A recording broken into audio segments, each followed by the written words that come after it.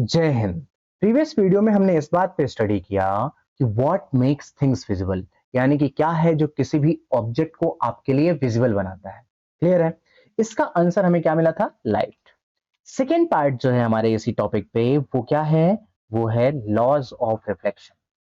लेकिन रिफ्लेक्शन के लॉज को जानने से पहले क्या इंपॉर्टेंट है? What is reflection. तो इसे एक एग्जांपल से देखते हैं। ध्यान से देखिए ये इमेज को। यहाँ पर क्या हो रहा है? यहाँ पर राइट से एक पॉइंट से लाइट को इमिट किया जा रहा है और वो लाइट एक रे के फॉर्मेट में एक मिरर से टकरा रही है और टकराने के बाद लेफ्ट डायरेक्शन में वापस लौट जा रही है। ये हुआ। और इसी फिनोमिना को फिजिक्स में लाइट के इसी फिनोमिना को क्या कहते हैं? Reflection of light. यानी कि जब एक मीडियम में लाइट की एक रे आकर इंसिडेंट होती है किसी एक प्लेन मिरर पर और टकराने के बाद वापस सेम मीडियम में रिटर्न हो जा रही है, बट अपने रिटर्न होते वक्त अपने डायरेक्शन को चेंज कर लेती है, इस फिनोमिना को हम क्या कहते हैं? Reflection of light. यानी कि after striking the mirror, the ray of light is reflected in another direction.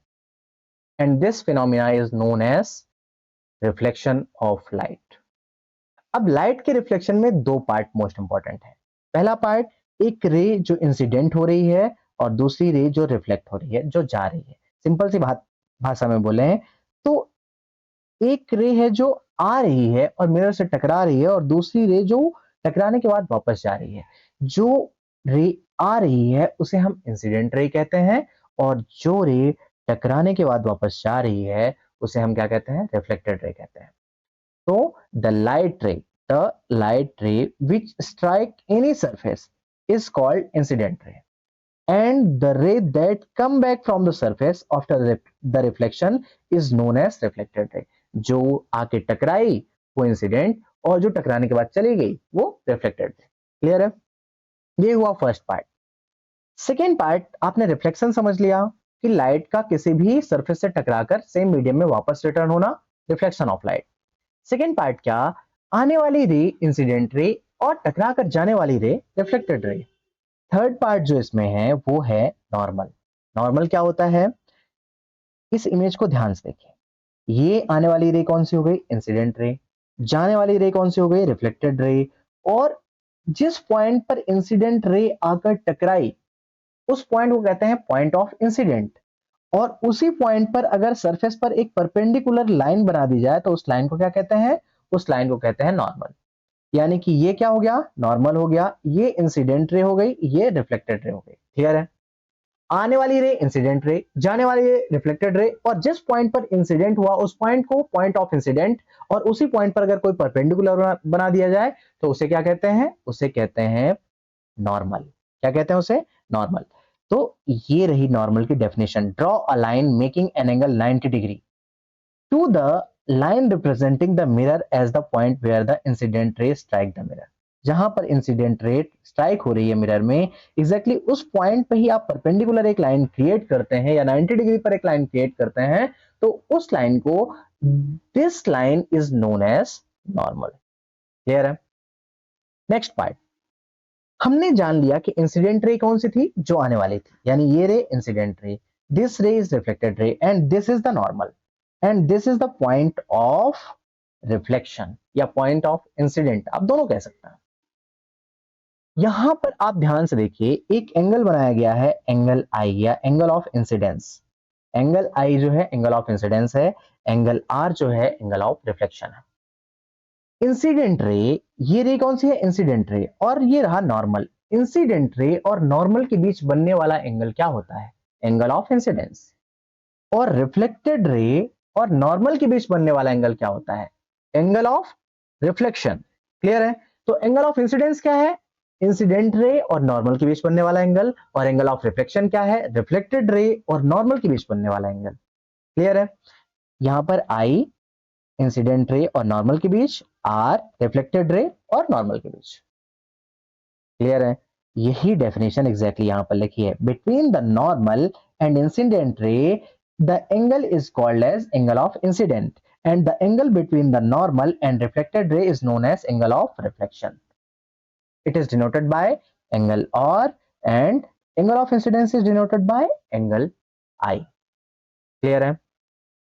अब हमने 4 या 5 चीजों की स्टडी कर ली। पहली बात क्या, जो रे आकर इंसिडेंट हो रही है उसे इंसिडेंट रे कहते हैं, जो रिफ्लेक्ट हो रही है उसे रिफ्लेक्टेड रे कहते हैं, जो सरफेस पर परपेंडिकुलर है उसे नॉर्मल कहते हैं। इंसिडेंट रे और नॉर्मल के बीच का एंगल एंगल ऑफ इंसिडेंट, और रिफ्लेक्टेड रे और नॉर्मल के बीच का एंगल एंगल ऑफ रिफ्लेक्शन कहलाता है।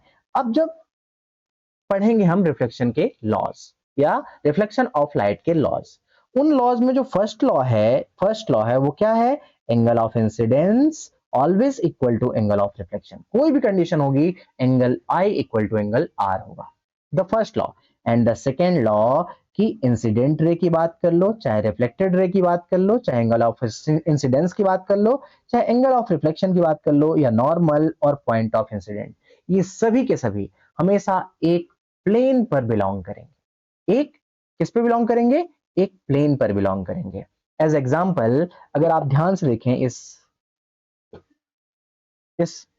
आईपैड का, रुकिएगा जस्ट अ मिनट, अगर आप ध्यान से देखते हैं इसमें तो ये हो गई इंसिडेंट रे, ये पेन क्या हो गई, इंसिडेंट रे, और एक पेन जो होगी, नेक्स्ट पेन जो मैं ले जा रहा हूं वो रिफ्लेक्टेड रे होगी। क्या होगी, reflected ray, incident ray, reflected ray, और बीचों बीच बनने वाला जो नॉर्मल है वो क्या होगा, एक नॉर्मल होगा। नॉर्मल हो गया, नॉर्मल परपेंडिकुलर हो जा भाई, ये इंसिडेंट रे हो गई, थोड़ा सा इधर आ जा भाई, ये रिफ्लेक्टेड रे हो गई जो ज्यादा ही रिफ्लेक्ट हो रही है। हाँ बन गया, लगभग बन गया, मैंने कोशिश की है पर लगभग बन गया है। एक रे डिस्टर्ब हो रही है जो रे रही रिफ्लेक्टेड रे के नाम से। जस्ट अ मिनट, ये शेप लगभग मैंने कोशिश की है बनाने की। ये तीन के तीनों सभी एक प्लेन में विद्यमान होंगे या एक प्लेन पे बिलोंग करेंगे, या all lies in the same plane, जो आपके एग्जैक्टली राइट बॉटम कॉर्नर पे लिखा हुआ है कि ये सभी हमेशा एक प्लेन पे बिलोंग करेंगे। और अगर आप ध्यान से तीनों लाइन को देखें तो तीनों लाइन और जो पॉइंट है, जिस पॉइंट पे रे इंसिडेंट हो रही है वो पॉइंट भी, और ये तीनों अलग अलग line incident ray, reflected ray और नॉर्मल, ये हमेशा एक प्लेन या एक सरफेस पे होंगे, जो सरफेस आपको ये आईपैड का कवर का सरफेस दिखाई दे रहा है। ठीक है ना, तो ये सेकेंड लॉ गया। फर्स्ट लॉ क्या, angle of incidence equal to angle of reflection. And second law क्या, ये सभी चाहे इंसिडेंट रे की बात करें, चाहे रिफ्लेक्टेड रे की बात करें, चाहे नॉर्मल की बात करें, चाहे angle of incidence, angle of reflection, normal और पॉइंट ऑफ इंसिडेंट, ये सभी के सभी हमेशा एक प्लेन पर, एक सरफेस पर बिलोंग करेंगे। All lies in the same plane, this is known as second law of reflection of light. आगे हम नेक्स्ट पार्ट को पढ़ेंगे, तब तक पढ़ते रहिए, मदमस्त रहिए। धन्यवाद, जय हिंद।